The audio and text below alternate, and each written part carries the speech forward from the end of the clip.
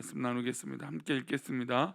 장로인 나는 택하심을 받은 부녀와 그의 자녀들에게 편지하노니 내가 참으로 사랑하는 자요 나뿐 아니라 진리를 아는 모든 자도 그리하는 것은. 아멘. 기도하겠습니다. 하나님, 오늘도 이 근심 많은 이 세상 가운데 우리가 근심 속에 빠져 살지 않게 하시고 주님 주신 참된 평안과 은혜를 누리며 살아가는 우리 모두가 되게 도와 주옵소서. 하나님, 오늘도 주님 주신 참된 평안이 넘치기 원합니다. 우리에게 은혜를 주시고 믿음 주셔서 참된 평안 누리고 살 수 있도록 은혜를 내려 주옵소서. 이 시간 드려진 1,000번째의 제물과 또 범사에 감사에 드려진 예물을 축복하시고 우리 모든 기도에 주님 응답하여 주옵소서. 말씀 가운데 함께 하실 것을 믿사오며 예수님의 이름으로 기도 올려옵나이다. 아멘. 예전 우리 가족은 대부분이 대가족이었습니다. 뭐 할아버지, 할머니, 아버지, 어머니, 삼촌, 고모, 뭐 아이들까지 정말 한 가족이 집에서 자랐죠. 근데 이렇게 많은 가족이 살면 쉬운 일은 아닙니다. 누군가 분명히 큰 희생을 치르고 있기 때문이죠. 아이들에게는 그러나 좀 유익이 있었던 것 같아요. 어른이 계시고 또 할아버지 할머니가 계시고 또 입체적으로 이 관계를 깨닫기 때문이에요.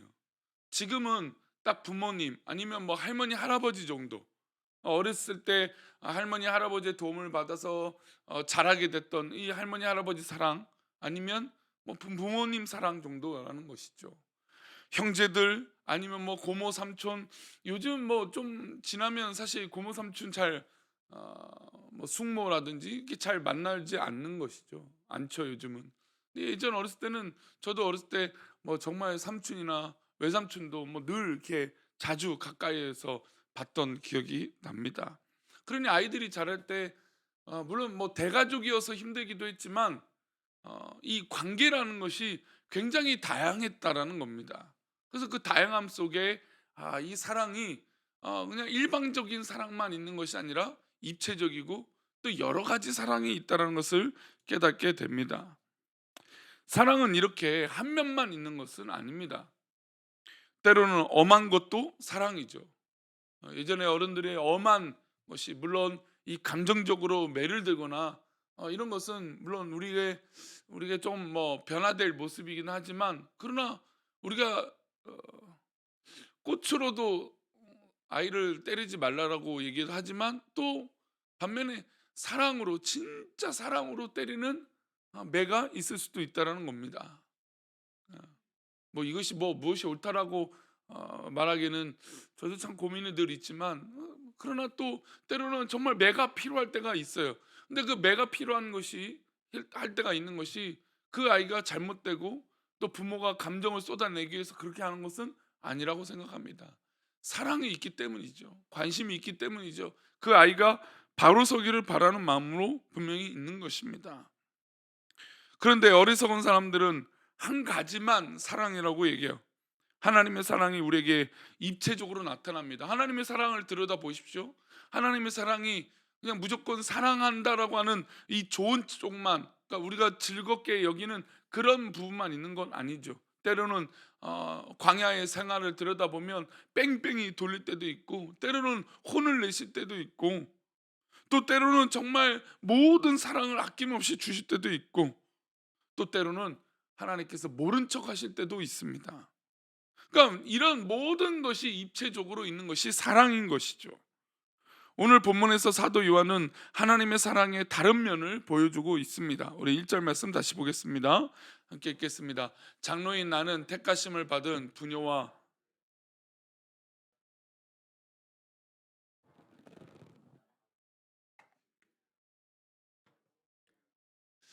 하나님께서 택하신 모든 자에게, 그러니까 먼저 일단 사도 요한을 먼저 장로라고 평하죠.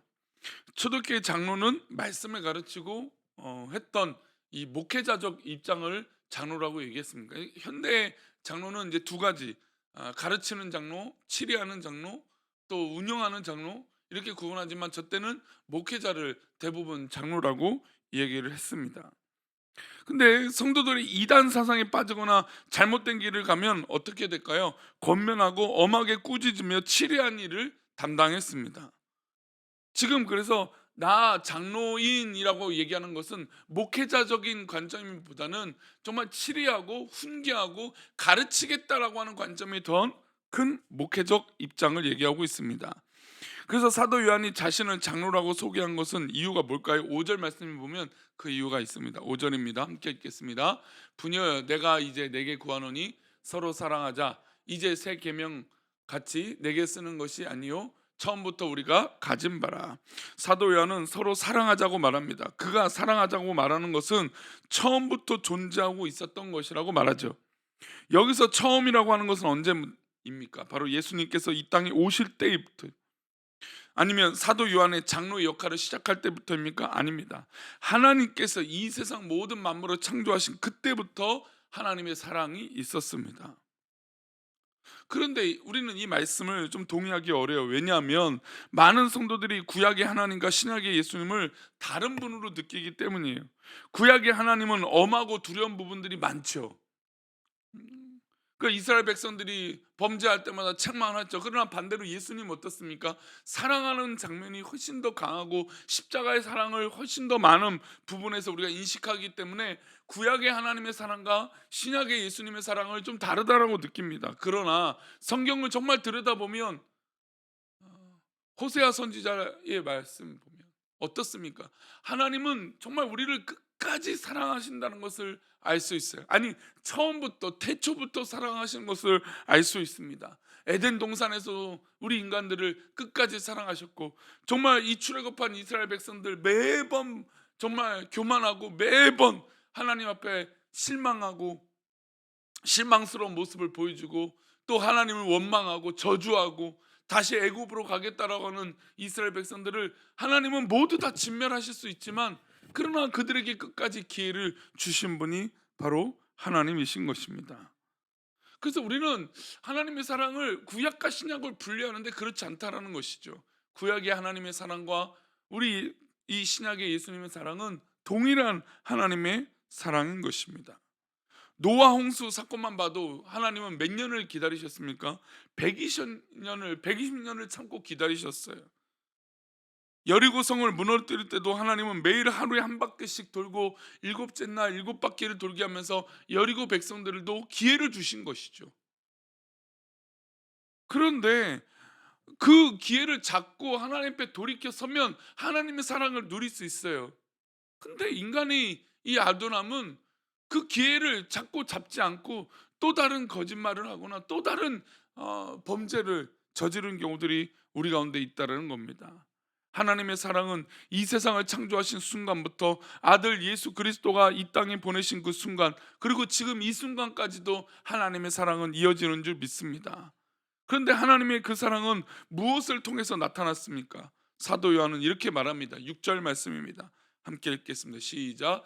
또 사랑은 이것이니 우리가 그 계명을 따라 행하는 것이요 계명은 이것이니 너희가 처음부터 들은 바와 같이 그 가운데서 행하라 하심이라. 사랑이 이것인데, 사랑이 무엇입니까? 그 계명을 따라 행하는 것이에요. 즉 하나님의 사랑은 처음부터 태초부터 있었는데, 그 사랑을 우리 가운데 확증하고 또 확인하고 사랑할 수 있는 건 우리가 그 말씀 계명 가운데 행하는 것이에요. 한국 교회가 사랑이라고 하는 측면을 너무 왜곡시켰어요. 그러니까 복 받는다라고 하는 사랑으로만 있으니 하나님의 책망도 사랑이고 하나님의 훈계도 사랑이고 하나님의 가르침도 사랑이에요. 그런데 우리는 자꾸 이 사랑을 악이 다루듯이 그 사랑만 두고 있으니 사랑이 왜곡이 생기는 것이죠. 사도 요한은 분명히 말합니다. 사랑은 계명을 따라 행하는 것이죠.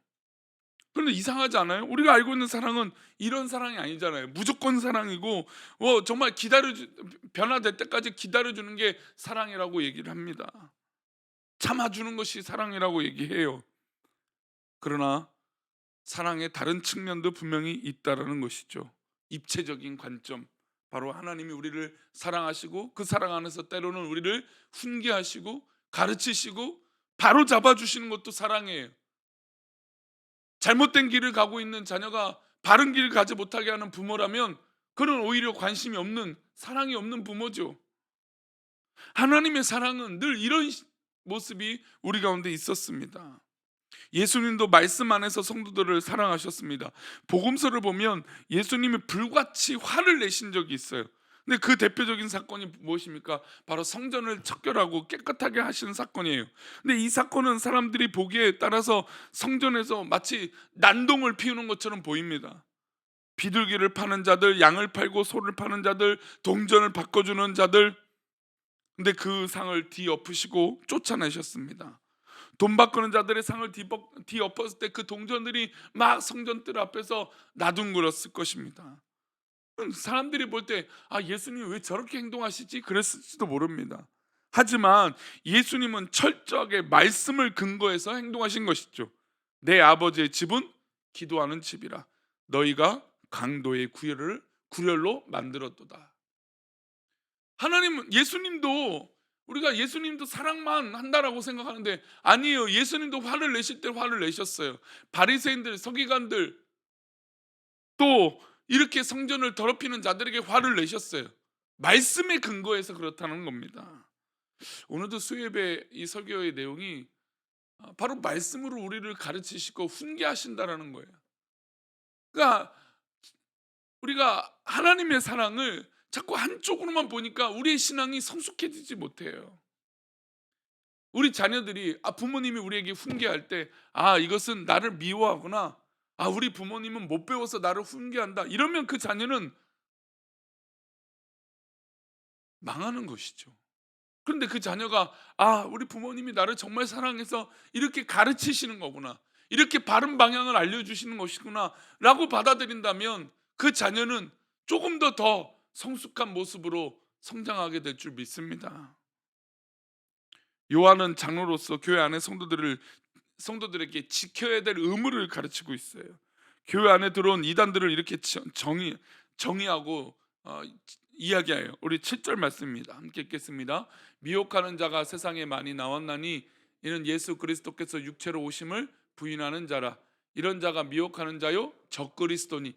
자, 이 말은 교회 바깥에 있는 사람들의 이야기입니까? 교회 안에 있는 사람들입니까? 교회 안에 들어온 사람들에 대해서 얘기하는 거예요. 그러면 교회 안에 들어온 사람들에게 이런 이 약간의 치리성 발언이잖아요. 야, 너희들 이단이다, 이 말을 성도들에게 한다는 게, 교회 안에 들어온 사람들에게 말하는 것이 뭐 이 당시라고 쉬운 얘기가 아니에요. 어려운 얘기죠. 그러니까 한국 교회가 사랑의 왜곡이 무엇 때문에 왜곡이 있었냐면 치리하는데 어렵기 때문이에요. 정확한 진리와 말씀의 율법의 기준이 서서 그 기준에 서 있는 걸 가르쳐야 되는데 무조건적인 사랑. 그래서요, 한국 교회의 이 기복 신앙을 잘못된 매라, 잘못된 사랑이라고 얘기하는 경우들이 있어요. 물론 저도 우리 성도들이 다 잘되고 좋기를 바라는 거죠. 이거를 지금 부인하면서 이야기를, 지금 설교를 풀어나가는 것이 아닙니다. 사랑의 관점, 우리 부모의 사랑의 관점이 늘 주는 것만 해서 안 되는 걸 우리 지금 뼈저리 느끼고 있잖아요. 우리 현대 사회의 자녀들의 모습을 보면 이 세상에, 그러니까 믿음의 가정들은 그래도 조금이나 나아요. 근데 믿지 않는 자녀들의 가정들을 보세요. 잘못된 사랑을 부어줬을 때 얼마나 이것이 지금 감당할 수 없는 일인지, 이건 그냥 단순히 세대 차이라고 말할 수 없는 악함이 얼마나 많은지 모릅니다. 젊은 사람들이 마약에 중독되는, 물론 뭐 마약이 저렴해져서라고 하는 이유도 있지만 마약을 찾는 이유들이 많아. 아니, 이렇게 사랑을 많이 받는데 왜 마약을 찾습니까? 그러니까 채워지지 않는다라는 겁니다. 잘못된 사랑은요, 그 사랑이 채워지지 않는다라는 거예요. 한도 끝도 없다라는 것이죠. 교회 안에 있지만 이단에게 미혹되어 돌이키지 않는 자들은 사도 요한이 이렇게 대하라고 말하고 있어요. 10절과 11절이에요. 함께 읽겠습니다. 누구든지 이 교훈을 가지지 않고 너에게 나아가거든 그를 집에 들이지도 말고 인사도 하지 말라. 그에게 인사하는 자는 그 악한 일에 참여하는 자임이라. 굉장히 차가운 말씀이죠. 야, 집에 들이지도 말고 인사도 하지 말래요. 오히려 그 사람들에게 인사하는 자는 악한 일에 참여하는 자라고 한 겁니다. 물론 이것을 이단이라고 말하고 있지만 저는 폭넓게 지금 이 성경에서 말하고 있는 것은 잘못된 사랑에 빠져 있는 자들을 말하고 있는 것이에요. 이단이 뭐라고 했습니까? 내가 선택적인 거예요. 내가 바라는 것만 선택하는 것이 이단인 거예요. 내가 좋아하는 것만 선택하는 것이 이단이라고 말하고 있잖아요. 그렇다면 사랑을 받고 사랑을 하는 것도 선별적인 선택을 하는 것이 이단이라면 우리 교회 안에서 고민을 할 필요가 있어요. 서로 사랑하자고 한 후에 집에 들이지 말라? 그럼 요한은 정말 차가운 사람이죠. 우리가 사도 요한하면 서로 사랑하자, 이 말씀이 주된 말씀이잖아요. 근데 이 요한복음을 요한 1, 2, 3, 4를 잘 읽어보면 굉장히 냉철한 말씀이 나와요. 그러니까 사랑이라고 하는 것이 그냥 무조건 따뜻한 모습만 있는 것은 또 아니라는 것을 우리는 기억해야 됩니다. 하나님께서 때로는 우리에게 책망을 하실 때가 있잖아요. 때로는 하나님께서 우리에게 매를 드실 때가 있잖아요. 하나님께서 우리에게 경고하실 때가 있잖아요. 그 경고를 받아들일 때 우리는 어떻게 대합니까? 아, 하나님의 사인이구나. 하나님께서 돌아오라고 하는 사인이구나. 그게 사랑 아닙니까? 그것도 사랑 아닌가요? 이 새벽에 우리가 기도하는 믿음의 백성들이 정말 우리가 하나님을 사랑하고 또 우리가 서로 사랑하는 건 말씀 안에서 사랑하는 것이에요. 그게 건강한 사랑이에요. 하나님의 말씀을 지키지 않는 것은 우리는 단호할 필요가 있어요. 그리고 그것 또한 사랑입니다. 왜요? 그 영혼을 돌이킬 수 있는 것이기 때문이에요. 그 영혼을 바로잡을 수 있기 때문이에요. 사랑은 하나님의 말씀으로 사랑해야 됩니다. 때로는 아픔이 있고 또 힘들 수도 있죠.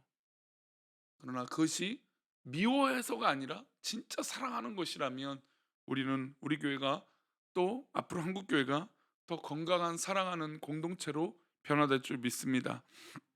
우리 교회 이름처럼 사랑하는 우리 교회는 이 모든 모습이 담겨져 있는 것이죠. 그러니 우리 사랑하는 우리 교회 또 이 새벽에 기도하는 믿음의 백성들에게 혹시나 지금 하나님의 사인이 따뜻한 사인일 수도 있어요. 그렇죠? 하나님께서 얼마나 축복된 사인을 우리에게 주실 수도 있어요. 근데 또 때로는 너무나 차가운 사인이 우리 가운데 있을 수도 있어요. 아픈 사인이 있을 수도 있어요. 그러나 그것이 하나님께서 우리에게 주실 때 그 우리가 망하고 나쁘고 잘못되라고 주시는 사랑이 아니라 우리를 더 복되고 하나님 말씀 가운데 있게 하시는 하나님의 사랑인 줄 믿습니다. 근데 그 사랑 안에 기도하시다가 돌아가시기를 축복합니다. 기도하겠습니다. 하나님, 우리가 하나님의 사랑을 받습니다. 그 사랑 안에 우리가 살아가게 하시고 하나님의 능력으로 나아가는 그 믿음의 백성들 되게 도와주옵소서. 하나님, 우리가 사랑이 무엇인지 정말 고민해 보기를 원합니다. 하나님의 사랑은 때로는 정말 뜨거운 사랑으로 우리를 사랑하실 때도 있지만 또 때로는 우리에게 경고도 주시고 또 때로는 매를 드실 때도 있다는 것을 우리가 깨닫기 원합니다. 하나님 그 사랑은 바로 율법 안에 말씀 안에 행하는 것인 줄 믿사오니 우리가 오늘 하루도 그렇게 살게 하여 주옵소서. 우리를 지켜주실 것을 믿사옵고 거룩하신 예수 그리스도 이름으로 기도 올리옵나이다. 아멘. 하늘에 계신 우리 아버지여, 이름이 거룩히 여김을 하나님 마옵시고 오늘날 우리에게 일용할 양식을 주옵시고 우리가 우리에게 죄 지은 자를 사하여 준 것 같이 우리 죄를 사하여 주옵시고 우리를 시험에 들게 하지 마옵시고 다만 악에서 구하옵소서. 대개 나라와 권세와 영광의 아버지께 영원히 있사옵나이다. 아멘.